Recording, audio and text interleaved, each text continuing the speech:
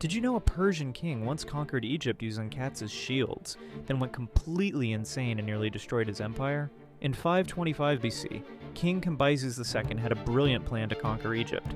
He knew Egyptians worshipped cats as sacred animals, so he ordered his soldiers to tie live cats to their shields. The Egyptian army couldn't fight back without harming their holy creatures. Cambyses won easily and became pharaoh. But power corrupted his mind. He grew paranoid about Egyptian customs and began attacking their religion. He killed the sacred Apis bull with his own sword and burned it publicly. He desecrated temples and mocked Egyptian gods. His madness escalated terrifyingly. He executed courtiers for imaginary crimes and shot an Egyptian child with an arrow, just to show off his archery skills. He ordered workers to dig up ancient mummies and burn them in the streets. Cambyses believed everyone was plotting against him. During his journey back to Persia, he died mysteriously. His insanity triggered a massive civil war that almost destroyed the Persian Empire forever.